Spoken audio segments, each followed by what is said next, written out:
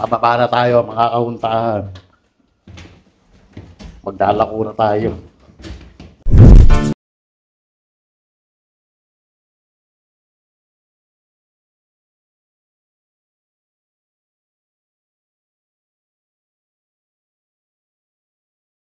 Mga kahuntahan na yan na gumagayak tayo, no? Maglalaba tayo. Unang beses kong lalabas. Nag-iisto sa labas ngayon. Maglalaba tayo ng mga comforter, saka mga kumot, bedsheets. No, samahan nyo kami ni Bogart. So, pagkatapos nating maglaba, pupunta tayo sa food bazaar. Tayo bibili ng ulam. Ayan, kasama ko si Bogart. Siyempre, ayan. Kita nyo ba yan? Si Pachocha. Picture lang muna kasi hindi ko pa siya kasama rito. Okay, ayan, mga kahuntahan, samahan nyo kami. And welcome to our official first vlog dito sa ating channel. Ayan, pababa na tayo mga kahuntahan. Maglalako na tayo. Lalako tayo labad. Malamig. Samahan nyo kami, punta tayo sa laundry. Malamig, malamig. Malamig. Para ba binubuksan to? Sumuha. Hanggat ng tanga to. Yan, lalabas tayo. At ito, ang bubungad sa atin is no. Ay, lalakaran natin mga kahuntahan. Ayan, snow. Ayan, patuloy pa rin bumabagsak ang snow pero hindi naman ganun kalakas. Isang kanto pa. Laundry na tayo. Lamig. Narinibago ako dahil sa ate sa Rayat mainit eh. Ngayon dito biglang lamig.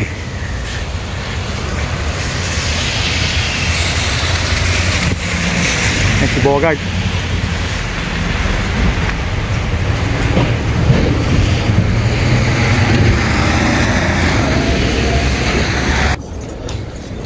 Lamig. Buti malapit ang laundry dito sa apartment. Dalawang blocks lang. Nandun na tayo. Pagdating naman doon medyo mainit sa loob.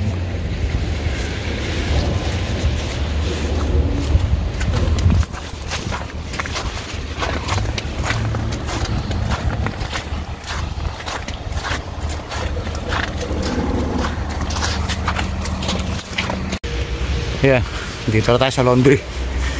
Hoy, shoutout daw, sabi ni Bayaw. Shoutout, sorry.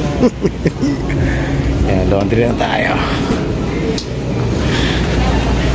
Tayo sa palaki. Yeah, dito tayo sa laundry, no. Ang isang salang dito sa laundry natin ay $8.50.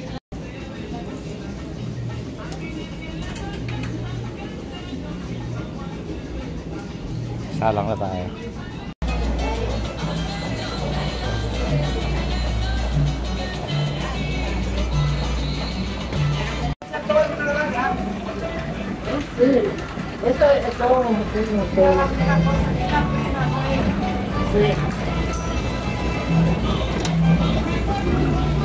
Yan, bali tig 28 minutes at ang ating cycle, no? Dito sa laundry. Balik tayo dito after 28 minutes. Labas muna tayo. Tapos tawag dito. Mamaya pagka nakasalang sa dryer, tsaka tayo pupunta ng food bazaar. Tayo mamalengke ng ating ulamin. Request ni Bogart magsigang daw kasi malamig. Purot yan. Malamig. Sayang, sana pala napakita ko kay Sumi yung Sumi. Sana nga. Ayan, mga kahuntahan, nandito kami sa labas ng laundry. Nag-iosik. Ako lang. Tayo, pumapatak po ang snow. Winter dito. Yeah. Kung anong init sa atin sa Pampanga, siya naman lamig dito. Grabe. Naribago ako kaya May konting sipon pa tayo. Pero yung sila dito, hindi naman puting-puti. Ayan, marumi rin. Flowers. May mga alikabok, may mga putik-putik. Yung mga naipon, yan maputi. Meron pa tayong mga 22 minutes to wait bago matapos yung laundry natin. Tapos isasalang natin doon sa sa dryer. Pero mga isang oras yun. Kasi makakapal yung natin. Yung comforter. Ito makikita nyo sa Edgewood doon sa tinitira namin. Yan, malapit sa lahat yan. May mga salon, may tindahan. Usually mga convenience store dito open naman siya 24 hours, yung mga deli, no? Kaya very convenient. Yun nga lang, may kamahalan ng renta. Yung mga sasakyan dito usually puro mga SUV.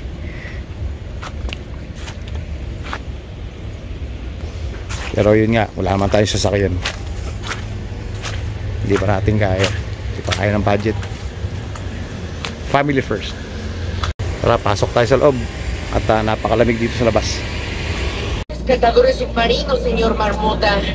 Porfa, porfa. Oh, de acuerdo. Jugaré a ser un cangrejo ermitaño. Uy,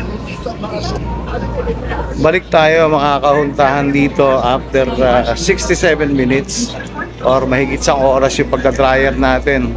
Kasi nasa low heat lang siya. No, hindi natin po pwedeng i-high heat kasi masusunog. Kaya mamalingki muna tayo. Ay, lamig. Kaya lamig.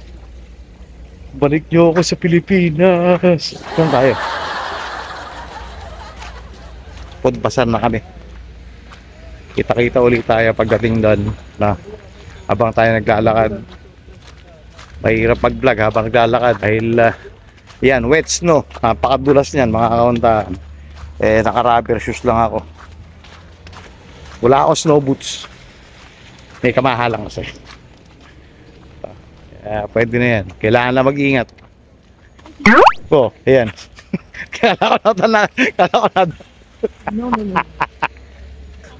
Kala ko na doon si Bogart eh. Ayun, pumunta tayo sa food bazaar. Bibili tayo ng ulam. Ang request ni Bogart ay sinigang. Maraming taba. Belly. Pagka walang belly, ribs na lang. Malalaki na may ribs dun eh. So, sakto-sakto yan. Malamig yung panahon, mga kahuntaan. Masarap yung may hinihigop-higop kan sabaw. Tapos bibili rin kami ng microwave. Dahil wala kami microwave sa bahay. Kami lang yata Pilipino rito na walang microwave. Ayan, tabangan nila magsashort.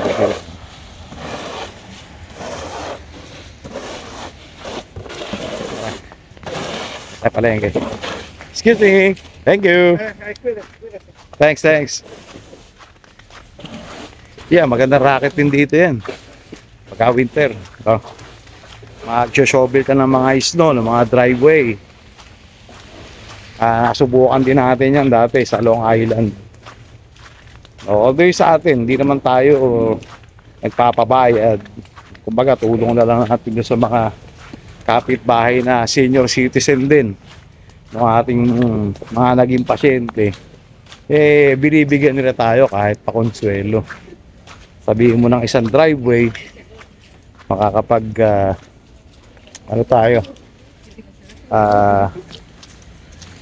makakakuha tayo ng pakonsuelo nila. Minsan maglilinis kayo sa driveway, bigyan ka ng $30. Pero depende yun. Pagka sobrang kapal lang snow tsaka basa, napakabigat ding i-shovel o palahin. Kailangan syempre mag-iingat ka dahil mahirap ma-aksidente. Yung madulas ka, mabalihan ka ng buto, mahirap yun. Hindi natin kailangan yun. Kaya ayan, lalakad tayo ngayon. Punta tayo sa food bazaar. Samahan nyo kami. Let's go. May kasama ko senior citizen, bagal maglakad. Madulas ako eh. Ayan nga pala mga kauntahan, kung natatandaan nyo, binibigyan tayo dati ni Amo na sasakyan. May pick up, bakit hindi ako kinuha? Ayan ang problema rito, parking, street parking. Pagdating ng hapon, puno na yan, wala ka nang mapaparadahan dyan. Makakita ka man, siguro sobrang layo. Sobrang layo na dito sa apartment. Ito typical na makikita mo rito sa Queens. Depende sa lugar ng Queens, no? Dito sa Ridgewood kasi, malapit kami sa Brooklyn. Malapit na kami sa Manhattan. Siguro mga 30 minutes by train. Ako, pupunta ka na Manhattan. So, ito, yung kalye makikita nyo. Maganda lang siya, yung mga puno. Kasi makikita, para siyang Christmas tree. Yan, no? Daming snow. Nakakapit sa mga sanga. Ganda siyang tingnan. Ito typical na street view dito sa amin sa Ridgewood. Siguro ilalakarin natin mga 7 minutes away. Maganda na rin pag-exercise ka. Ha? Pan-thumbnail daw. Nail. Hindi na sa ano tawag dito. Random lumalabas yung thumbnail nyo sa akin Anything goes. Hindi na ako gumagawa ng pan-thumbnail. Tingnan lang natin kung ano lalabas doon sa pinaka-thumbnail natin. Tapos gawin na rin natin raw yung ating vlog. Wala na edit. Diba? Kumbaga compile lang tapos upload na. Anything goes. Diba? Pero syempre kailangan natin mag-ingat para wala mga copyright walang ganyan. Diba? At dito nga sa bagong channel natin, yung pagbubutihin na natin. Mas sino makakapagsabi? Pame, pinag-uusapan lang natin ngayon to. Diba? Sa mga susunod na taon. Diba? Baka dumami na yung subscriber natin. Malay nyo, maging GO na rin tayo. Sana. Pagka nagkataon, hindi ko na kailangan mag-abroad. Sama ko pa pamilya ko. Tama ba? Ay. 2,000 years later. Yan, dito na tayo sa food bazaar. Pasok tayo sa loob. Malaking ano rin to, malaking grocery store, supermarket.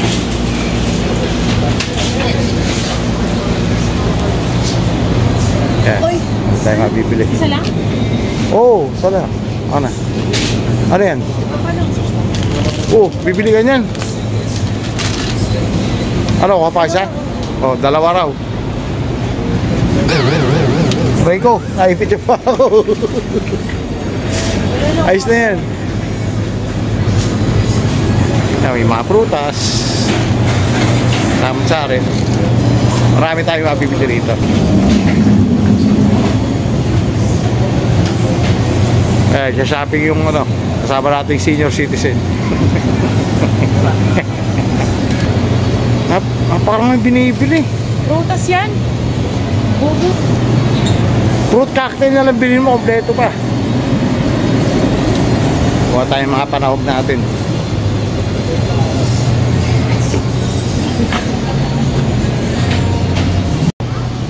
Yan, mga kahuntan, makita nyo to.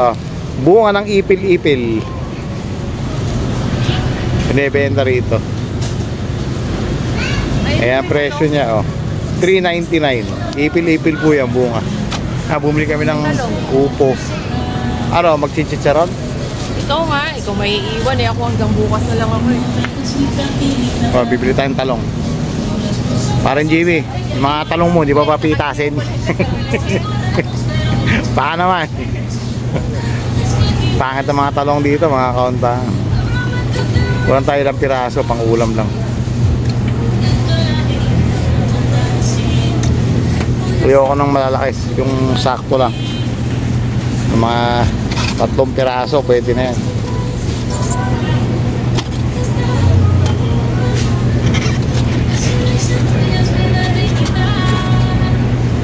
Pwede na yan. Ayan, tapos na tayo sa Ricardo. No, maboy naman. Pili tayo neck bone. Neck bone at saka ano. Pwede ka na rin ang belly. Ikaw? Baka yan eh. Giniling Tapos na baboy. baka. Wala mo siya giniling na baka. Ikaw nga eh. Hindi. Tama na yun. Kung ano na yung meron. Ito si Bogart, ano to eh. Galante pagdating sa pagkain.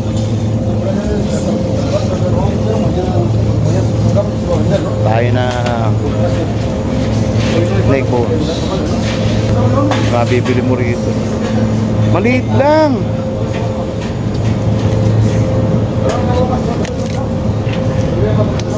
Neck bone ba yan? Madami yan masyado. Ribs. Ito masarap din ito eh. Ribs yun eh. Kaya nga. Ito neck bone. Ang dami niyan. Hanggang bukas ka lang. O ikaw? Oo, may karninote nga. Ako po. Ba't ba gusto mo ng karninote? Kilala mo naman ako.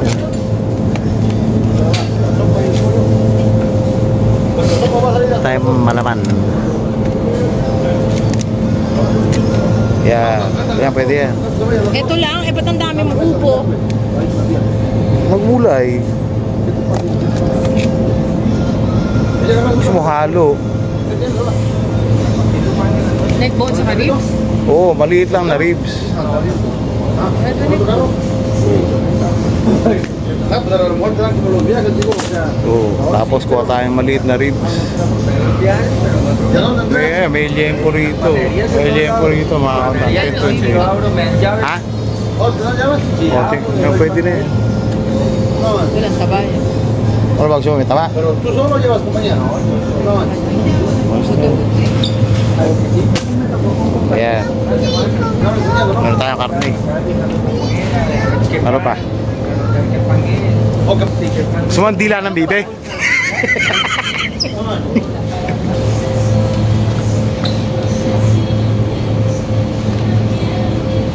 Ayan, tapos sa aming bumili ng ulam. Titingin naman kami ng microwave kung may tinda rito. Sana meron.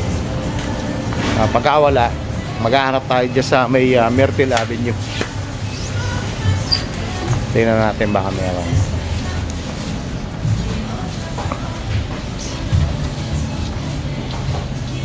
Yeah, tapos na tayong mag-grocery. Nakabili tayo ng ulam dito. Doon tayo sa Myrtle Avenue. Harap tayo ng microwave. Dito tayo dadaan sa shortcut. Nakakita nyo, release na ng trend yan. Maraming graffiti.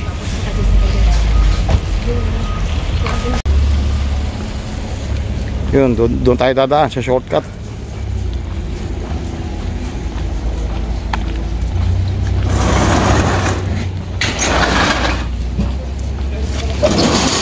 Ayan pa ito. Ayan. Diba? Hindi siya ganun kalinis. Marumi. Daan tayo dito sa ilalim ng release ng trend. Makakita nyo bulok. Diba? Harap tayo na microwave. Diyan baka sa ano ABC meron. 1 minute 37 seconds later. Ayan, nakabili na tayo ng microwave. Nakantay lang natin yung Uber. Hindi mo na pinatensya No. yan. Baka bang hindi kumagana. Magana yan. Tapos mag-Uber na tayo ng apartment. Tapos from apartment, diretso ulit tayo sa laundry. Para balikan yung ating nasa dryer. Nabili namin microwave. Maliit lang siya, sakto lang. Dalawa lang naman kami ni Bogart. Halos siya lang din gagamit yan. Dahil pagbalik ko sa trabaho, hindi naman ako day off. Ayan. Balik na tayo sa apartment. No? Natin dati si Bogart. Dali niya yung mga pinamili. Yung groceries natin. Tsaka microwave. Babalik naman tayo ngayon sa laundry. Tingnan natin kung tapos na ating dinadryer. Para tawag dito, makuha na natin. Tapos uwi na ulit tayo dito sa apartment. So magluluto naman tayo ng ating tanghalian. Tama na rin ang hapunan. Yan, napakalamig mga kaunta. Grabe.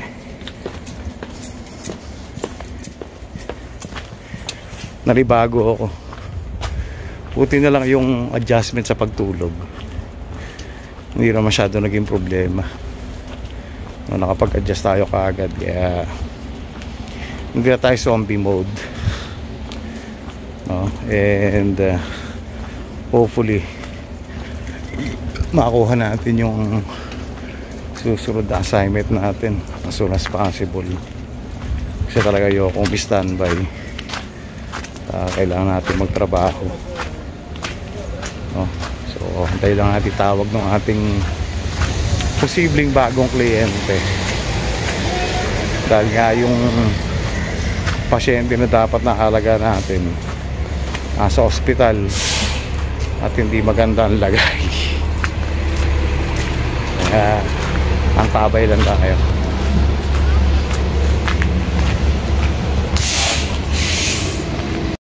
Yan, dito na tayo sa laundry mga kauntahan. Check natin yung ating labada kung natuyo na ba sa dryer. Malamang tuyo na. So kukunin lang natin yon, tapos balik tayo sa apartment para magluto. Ayan, tapos na siya.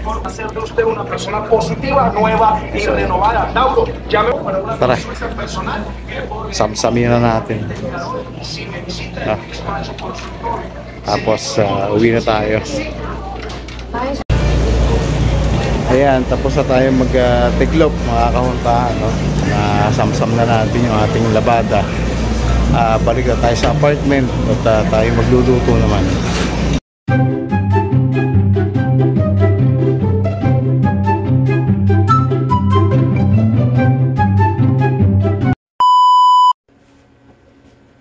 Ayan mga kahuntahan, nakabalik na tayo dito sa apartment. At asikasuhin naman natin yung ating lulutuin. Ayan.